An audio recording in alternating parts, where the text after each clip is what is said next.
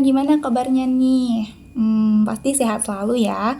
Sebelumnya, kenalin nama aku Sofia Nabila Ma'ruf Harahap dengan NIM 2310 211009 dari jurusan Agroteknologi Angkatan 23 Universitas Andalas Padang, Sumatera Barat.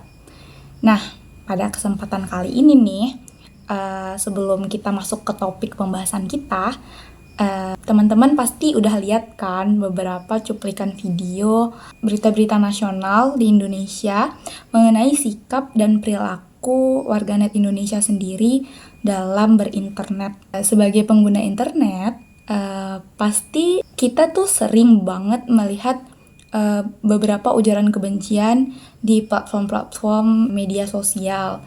Contohnya aja kayak Instagram, Facebook, atau bahkan Twitter. Sebenarnya dari mana sih ujaran kebencian ini muncul? Lalu apakah ini fenomena yang baru? Atau sebenarnya udah ada sejak lama? Apakah baru sekarang ini mulai terlihat atau sudah sejak lama? Nah, untuk menjawab pertanyaan-pertanyaan itu, sebenarnya teman-teman tahu nggak sih ujaran kebencian ini atau hate speech yang biasa orang sebut ya, ini udah memang ada sejak lama, sudah terbentuk dari lama bahkan sebelum adanya internet sendiri. Berarti hate speech ini memang udah ada di kehidupan nyata, nggak di dunia maya aja. Jadi adanya internet ini dijadikan sebagai wadah penyebaran ujaran kebencian. Dalam jurnal Panorama Hukum penelitian dari Berlian Pratiwi dan Izzy pada tahun 2022, mereka tuh menjelaskan bahwa unsur-unsur dari ujaran kebencian itu sendiri atau hate speech itu tidak hanya berupa kata-kata yang bersifat membenci, tetapi hate speech di sini juga mengacu pada perilaku upaya seseorang atau lebih baik secara langsung maupun tidak langsung dalam menyebarkan kebencian antara satu orang atau kelompok seperti ras, agama, dan organisasi. Menurut Pak Haidar sendiri, seorang dosen Fakultas Psikologi dari Universitas Gadjah Mada, beliau ini pernah menyampaikan dalam talk show Academic Production House atau APH yang diadakan oleh UGM bahwa terdapat beberapa faktor yang mendorong adanya ujaran kebencian. Pak Haidar menyebutkan bahwa ujaran kebencian itu yang pertama ada karena adanya prasangka negatif kepada suatu hal atau kelompok tertentu seperti agama, ras, organisasi, ataupun suku, dan sebagainya. Prasangka negatif inilah yang dapat menimbulkan perasaan jijik pada diri kita dan benci, di mana perasaan ini akan mendorong kita untuk melontarkan ujaran kebencian. Ayo, teman-teman sendiri pernah nggak ngerasain hal itu? Yang kedua, Pak Haidar menyebutkan bahwa ujaran kebencian itu terbentuk karena adanya perilaku trolling, di mana perilaku trolling ini berbeda dengan prasangka buruk. Kenapa? Karena ujaran kebencian yang dilontarkan oleh warganet itu bukan karena adanya kebencian atau prasangka buruk, namun ujaran kebencian tersebut dilontarkan dengan tujuan untuk mendapatkan kenikmatan ataupun kesenangan pribadi yang dapat memuaskan hatinya.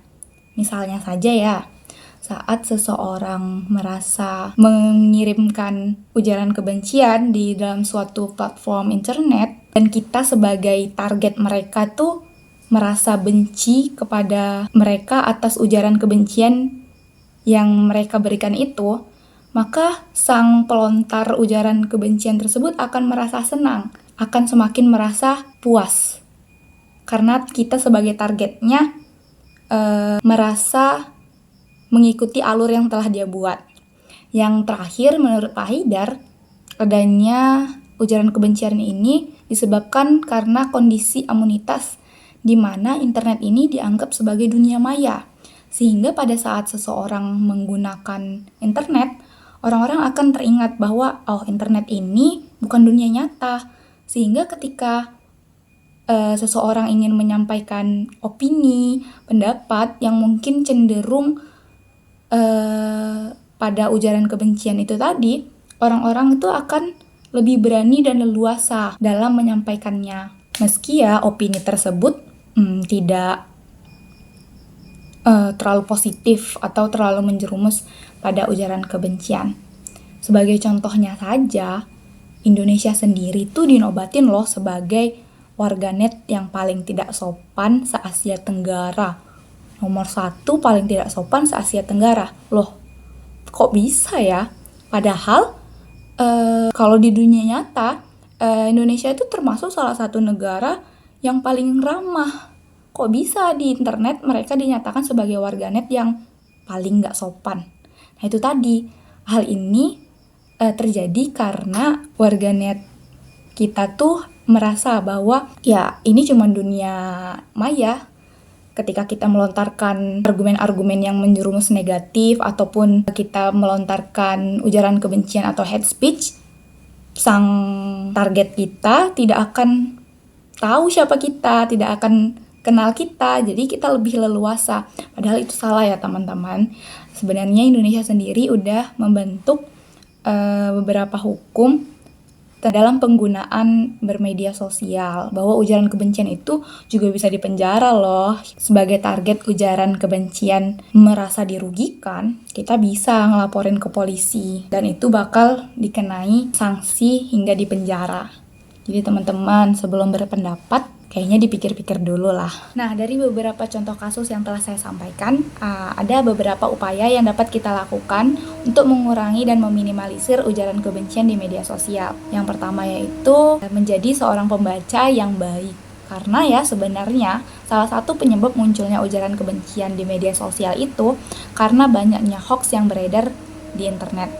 Hal inilah yang membuat pembaca hoax itu tersulut ataupun terbawa suasana sehingga ingin memberikan sebuah pendapat atau opini di mana ya meski pendapat tersebut tuh lebih menjerumus pada ujaran kebencian. Hal ini juga sesuai dengan penelitian dari Wahyudi Amrullah pada tahun 2024 dalam jurnalnya yaitu Jurnal Pendidikan Tambusai.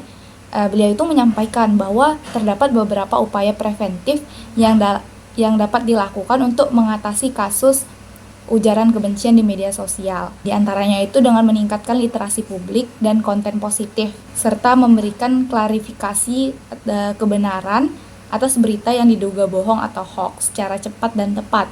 Kemudian itu kita bisa melakukan dengan meningkatkan kemampuan cyber kita dalam menggunakan media sosial. Yang terakhir, kita bisa melakukan pendekatan persuasif kepada para akademisi ataupun orang-orang yang lebih paham seperti para tokoh agama. Sehingga kita berpikir 2 kali atau lebih memahami dari berita-berita yang beredar sehingga itu akan meminimalisir ujaran kebencian di media sosial. Nah, itu tadi beberapa hal yang bisa saya sampaikan. Semoga teman-teman ngikutin ya sampai akhir. Semoga ada hal-hal yang bisa teman-teman petik dan semoga ujaran kebencian di media sosial dapat ya terkurangi meski tidak hilang, tapi setidaknya meminimalisir.